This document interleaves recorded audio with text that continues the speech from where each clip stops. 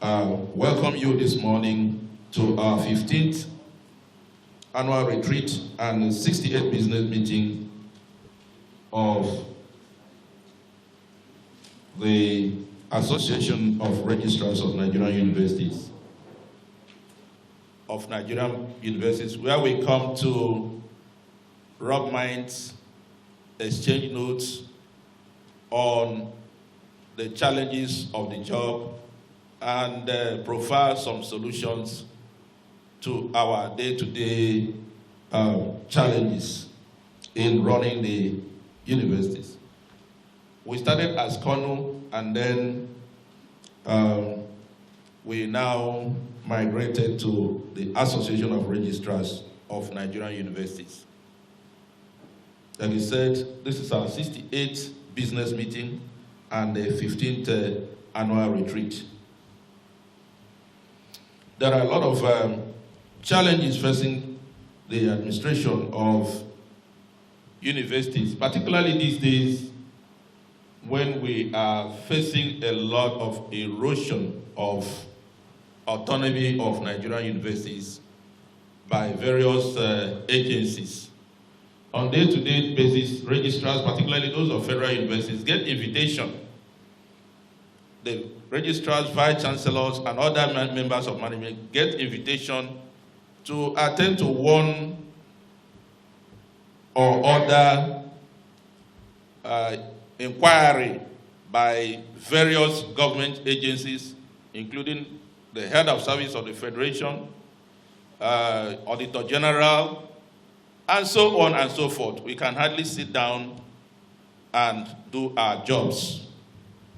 So this has compounded the challenges we are facing in day-to-day running of the universities. We hope that at the end of this, we will come out with provide some solutions and give advice on how we can ameliorate these challenges. Registrars are custodians of the laws. They are custodians of the records. They are the secretaries to all statutory organs of the universities. Essentially, they are secretaries of the governing councils, and they are also secretaries of the university senates. The University Senate is the most important organ in the university, the academic organ in the university. There can be no university without a Senate. And the registrar is the secretary. So sometimes when we begin to emphasize the division in Nigerian universities, it's not helpful. To say somebody is academic or somebody is non-academic is not helpful. Because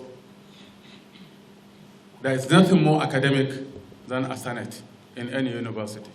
Nothing more academic.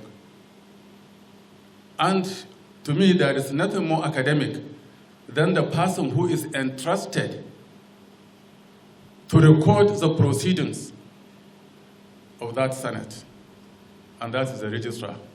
So in some respects, you are also academics. All of you are academics.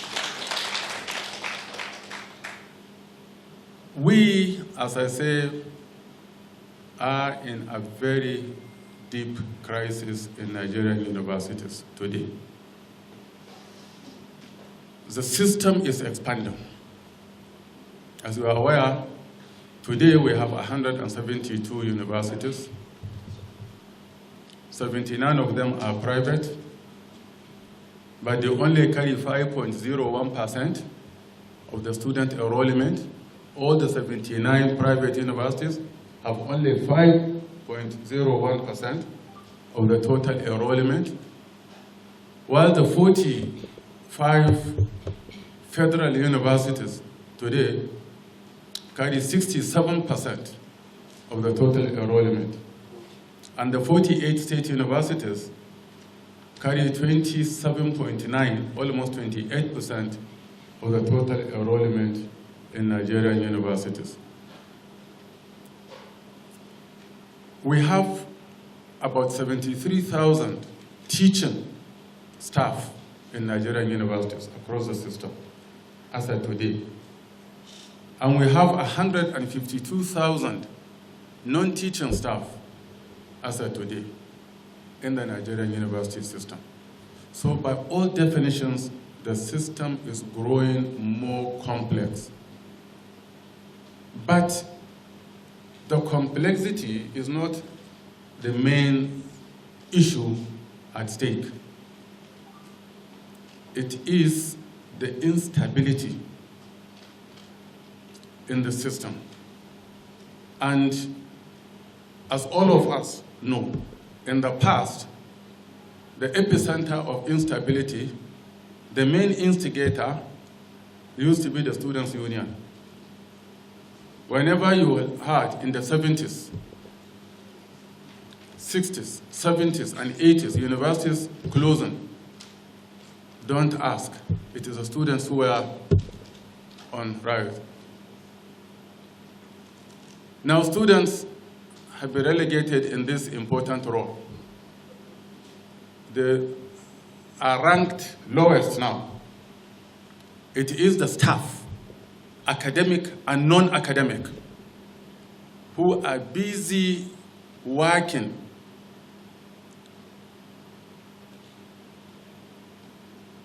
sometimes. You see, there is something very paradoxical about it. The unions are working to bring about improvement in the condition of service and in the improvement of facilities and so on. But in the process, we have succeeded also in instituting a very volatile, very fragile system in the universities. Just yesterday night, I have had to spend a number of hours trying to understand the mess going on in the University of Ibadan, the premier university, over its attempt to select a new vice-chancellor. And the university literally had been grounded to a halt yesterday. People taken to ransom. The council has had to suspend the process yesterday. Now this is just coming 1 week after the minister directed me to summon the councils of the University of Uyo, again over the selection of a vice-chancellor.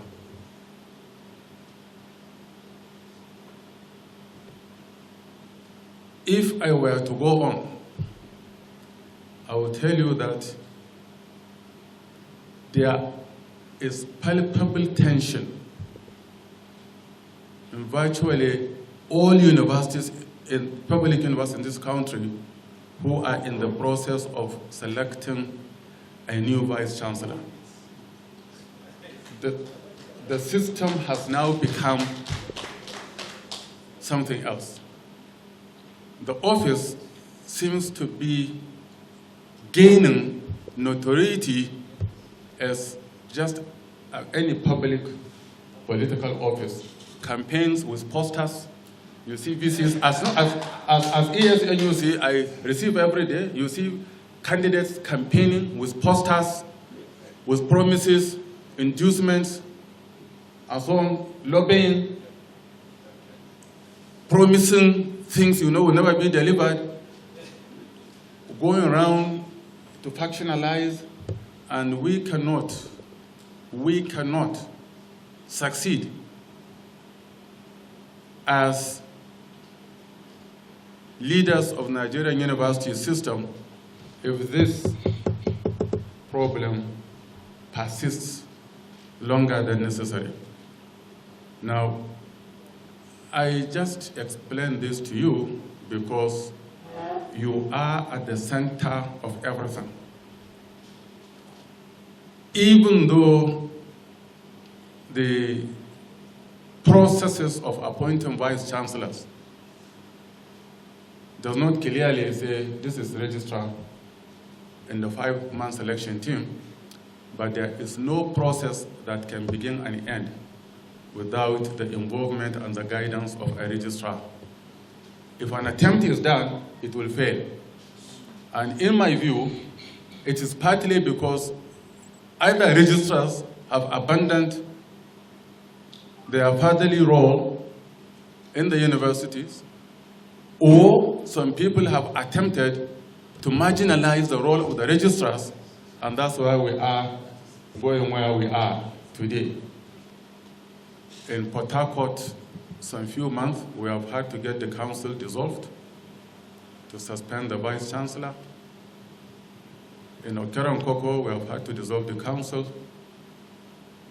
got the president to appoint a vice-chancellor straight. In Dusuma, for 2 years, there was no leader. At the end, the council had to be dissolved and a vice-chancellor appointed directly.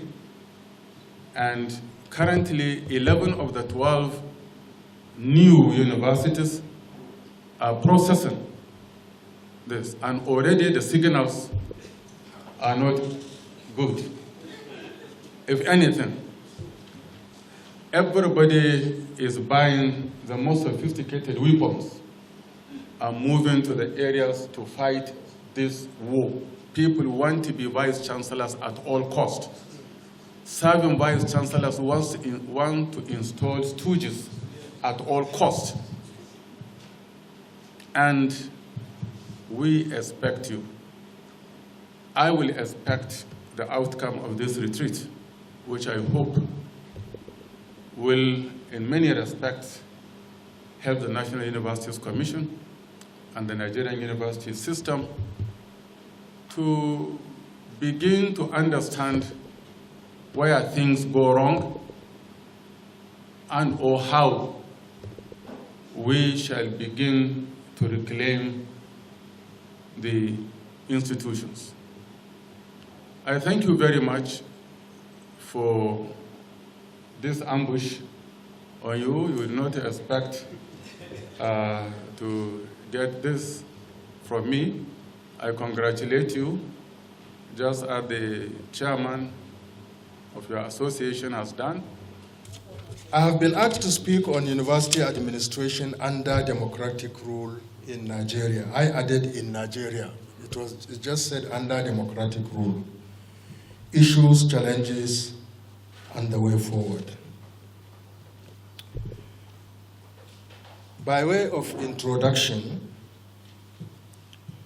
I begin by saying that given the significant role of universities globally in terms of knowledge production and reproduction, training, research and innovation, and indeed overall national development, it is crucial to ensure that they have efficient and effective administrative structures and processes, and also good responsible leadership presiding over and driving these processes.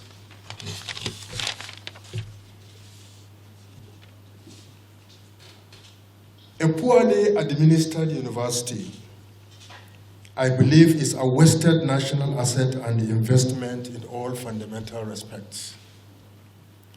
Conversely, a well-administered and democratically run university, in terms of transparency, accountability, and participatory decision-making processes, I argue, is a tremendous national asset and investment.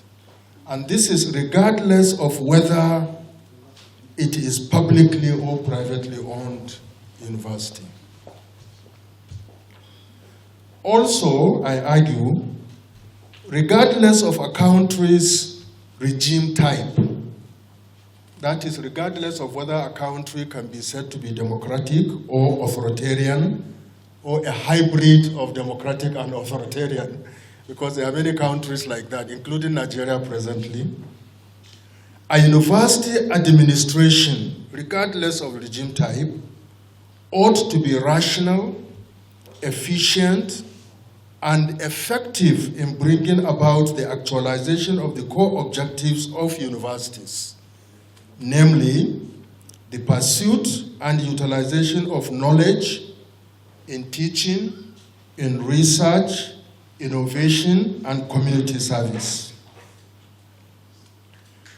And I again argue that the more rational, efficient, and effective university administration is, the better the chances of meeting the vision and mission of a university and the actualization of its core objectives. So very, very clearly, university administration is central to the actualization of the core objectives, the vision, and the mission of a university and how these contribute to national development. Of course, it is to be expected that university administrators would have greater scope to act rationally, efficiently, and effectively under a democratic dispensation than under an authoritarian rule. The attributes of a truly democratic system include, as we all know, freedom of choice, of expression and association, inclusiveness in decision-making processes, transparency and accountability, and of course, good governance.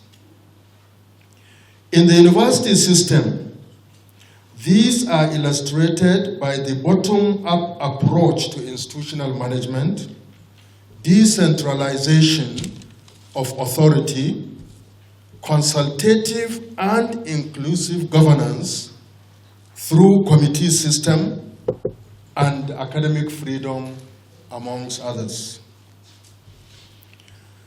Given the nature of modern universities as universal communities of scholars, students, and administrators who together are preoccupied with knowledge production and its application to solve human needs and aspirations, authoritarian values and systems impose constraints which obstruct the realization of their core objectives.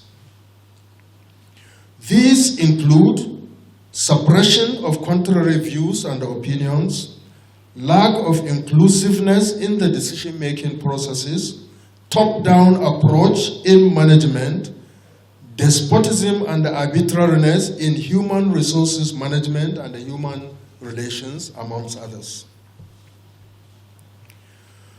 There are two main ways in which undemocratic authoritarian rule impacts on universities.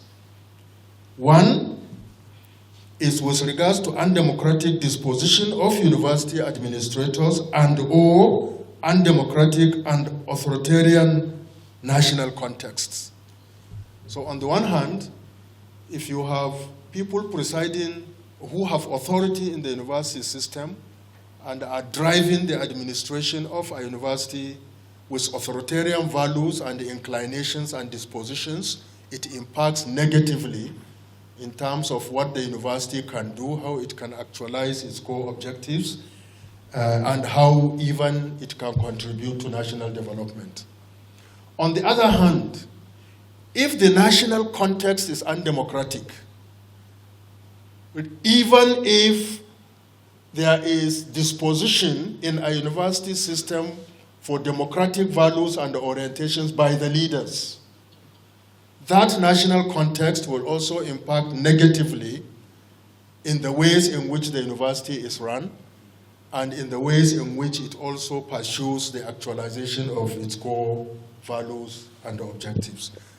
So I think it's important to recognize this and to see that while a democratic context, whether national or within a university, is very important for university administration, and while authoritarian values within the university system or nationally are negatively impactful on the universities.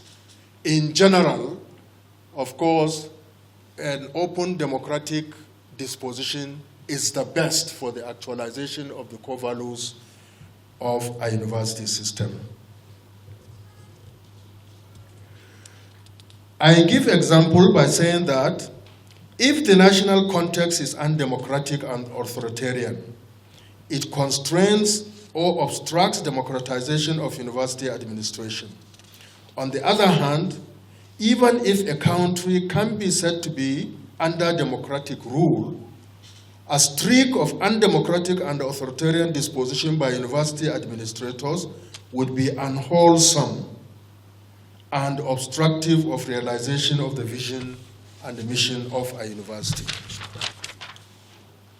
So, since 1999, we say we are under military, we've moved into the Fourth Republic, which is democratic, but that situation carries the baggage of military rule, very deeply entrenched legacies of military authoritarian rule. And this pervades all sectors of the political economy, whether the university system or whatever, and that baggage we still have not been able to address. A relatively brief transition to democracy by the General Abdul Salam Abubakar military regime compared to Babangida's transition without end ushered in the Fourth Republic on May 29, 1999, with democratically elected civilian administrations at the federal and state levels. Since then, scholars of transition to democracy have been arguing about the nature and character of the Nigerian situation. Some say that it has been merely a transition to from military rule to rule by civilians, while others say that it has been placed on a trajectory of democratic development, only that attainment of democratic consolidation has been very slow in coming, as elections seem to be merely rituals and the country has been characterized by bad governance, which has dampened popular needs and aspirations by the denial of what people call dividends of democracy. In any case, electoral politics and its outcome has essentially been dominated by what, again, some scholars like myself call militicians, or politicians with either military mindsets or even military backgrounds and dispositions.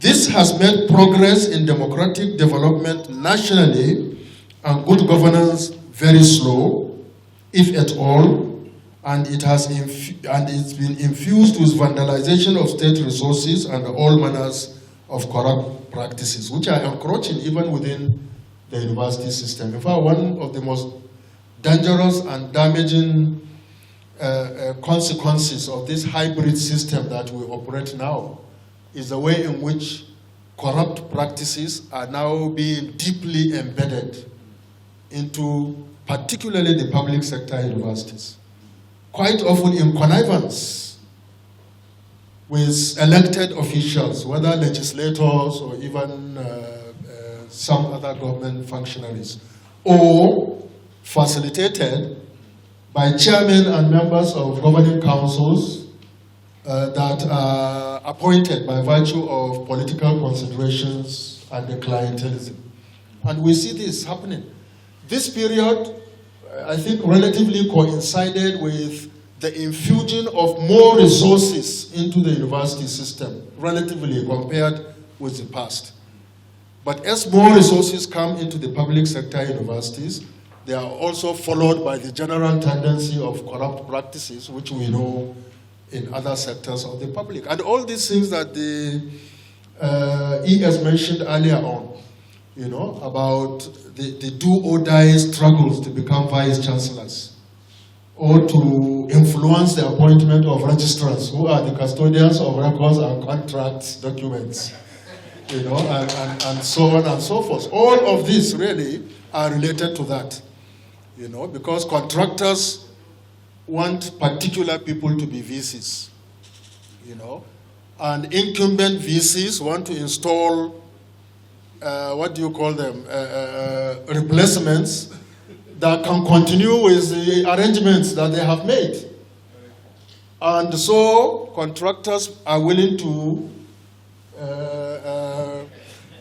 I am sure ES hasn't heard this, you know, so a lot of the corruption that goes into elective offices at the national level under this hybrid system of democracy, it's also now getting into the university system. So all the crises we see are really on account of this. So this situation of civil rule with little, if any, democratic content has negatively impacted all other institutions in the country, such as the universities. And that has now made university administration very, very challenging indeed. So what are the issues and challenges? And I try to narrow down on some. There are many issues and challenges, but I have identified only a few for our attention. Presently, some of the serious issues and challenges which bedevil university administration and Nigeria and need to be squarely and decisively addressed in the Nigerian university system, and which impact negatively on the actualization of the core objectives of the universities, include the following. One, the composition of governing councils. The governing, particularly the appointment of chairman and the external members of council. This is a link between the larger national politics and the university system. Composition of governing councils. Over the years, from the military era to the current civil democratic dispensation, appointment of external members of university governing council has been obsessively guided by cliental and partisan considerations. Competence, merit, and professionalism are sacrificed. The quality of policy and decision-making has been negatively affected by this. For many chairmen and external members, therefore, being on university governing councils is seen as an opportunity to collect allowances regularly and to get or influence contract awards for self-enrichment, rather than an opportunity to contribute to the growth and development of the universities. Many of these chairmen and external members don't even understand what the core objectives of the universities are or what the articulated missions and visions of the universities are. Now, I'm talking more about public universities where government appoints, but even in the private universities, we begin to see some tendencies, you know, where people who are so-called proprietors actually privatize the resources of the university and actually with their authoritarian and their authoritarian dispositions, they also affect what goes on with regards to teaching and learning and innovation. In fact, they negatively affect the administration of the universities. And there are a lot of these things that have been happening in many of the private universities.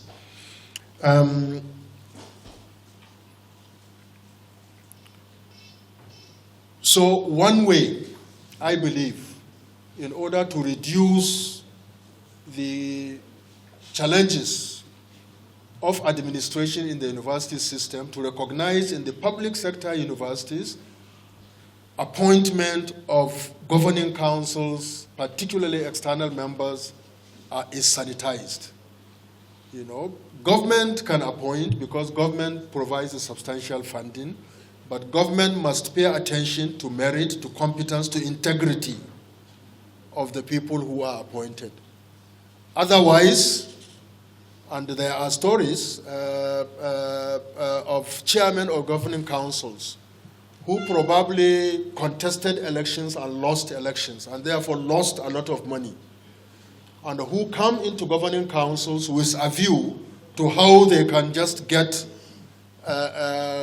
some recouping of what they have lost, you know, and therefore they pursue contracts, and when it comes to appointment of vice chancellors, they take cash, you know, the highest bidder gets the position of the vice chancellor. So these are very, very serious challenges that need to be addressed. And I'm sure, although ES may not want to tell us, but I'm sure if you investigate some of these recent crises that are going on with regards to pending appointment of vice chancellors, you will find that many of these are related to this kind of phenomenon. So it's very, very important. Yes, of course, there are internal members of council, and some of them are not overboard. So even from within the university system, we have to pay attention to who gets elected from the Senate into university councils. We really have to increasingly, even internally, pay attention to competence and merit. Otherwise, there are people out there also who are just looking for opportunities. And once they get into councils and it comes to appointment of vice chancellors, they are internal members, but they can take money, okay, and they can also therefore add to or complicate the challenges of university administration by getting bad people into leadership positions. So it's a two-way process. The challenges are such that they have internal dimensions and they have external dimensions, and we all have to address this in order to improve things.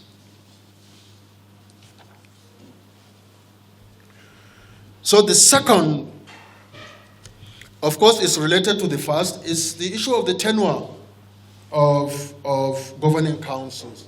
We not only need to appoint good people into councils, we also have to protect the legal provisions about the tenure of councils. A situation in which a government can also dissolve councils, sometimes without really due process, is also something that should be frowned at and indeed opposed. I think that appoint good people, then allow them to run through their tenure, because we also need stability in the system. Tenure, although the laws establishing Nigerian universities specify the tenure of councils, often the appointing authorities truncate the tenure and dissolve councils arbitrarily and abruptly. This does not augur well for the stable and smooth running of the universities according to the legal framework. One must concede that some of the councils are dissolved because of clear irregularities, you know, but this should be also made clear to the public, you know, because arbitrariness actually underlines the essence of due process and the respect for laws which establish these universities. The third issue also relates to the faulty recruitment processes of leadership in the administration of universities. And when I say leadership, broadly again, you are not just talking about the vice chancellor, the registrar, the bursar, and the other so-called principal officers. We need to review the process of the appointment of the vice chancellors and the principal officers of our universities. Again, emphasis has to be on merit, on competence, and also on the integrity and transparency of the process that brings this leadership into being. The last point I want to make as a major issue and challenge related to the democratization of the university system, and I think the ES in his earlier contribution has discussed this, is what I call the non-inclusivity of students in university administration. In many universities globally, increasingly, this is seen as good practice. Students are placed in key university management committees, including the Senate. But increasingly in Nigerian universities, particularly public universities, students are just seen as buyers of a product. And I think this is, in fact, something that the World Bank itself is encouraging. Universities produce products. What is that product? Education that is certificated. And the students need to pay for that, and therefore they are buyers of product, and therefore how the system is managed should not concern them. I think we have to revisit this and review it, because if the youth are the leaders of tomorrow, they can begin to learn leadership even within the context of the educational institutions that they are trying to get education from. And we have to begin to open up the university system, allow some form of democratic participation and involvement, and ensure that the energies and resourcefulness of our young men and women are also tapped in many respects. The services we offer to them should be informed by their own appreciation and thinking in terms of how these can best be provided. So I have identified, if I say there are many issues and challenges which impact upon governance or administration in the university system, and in the ways in which our politics and our elections and other things take place. So we seem to be trying to build democracy without democrats, because it is an issue of mindset, it's an issue of values, and an issue of orientation and disposition. And because it is a hybrid system, that's why that is happening, and of course with negative consequences. But I say that if we can't build a democratic system nationally without democrats, we also cannot bring about democratic university administration without democrats in leadership positions in the university system. If people who become vice chancellors also begin to think like those outside of the university, that they bought the position, or their contractors bought the position for them, or they owe that position by virtue of their godfathers outside of the system, then they will continue to operate with that mindset, okay, that value orientation, which is not democratic, which only panders to either their self-interest or to the interest of those whom they think are responsible for their getting the positions that they hold. So it's very, very important that we recognize this, and the recruitment process in the university system therefore needs to be reviewed. Paying attention, blocking all those loopholes that allow corrupt practices to influence the appointment of leaders in the university system, and also, in particular, to ensure that only people of merit and competence, and selflessness, who are driven by selflessness and the vision of making impactful contribution in their universities to become leaders in these universities. And I speak of leaders generally, not just vice-chancellor, but also all the other management positions, including deanship and headship of departments and the units. Now, of course, I say that this may be something that may be considered as difficult, but it is something that can be done and ought to be done. And maybe university unions need to begin to think about that internal reform process.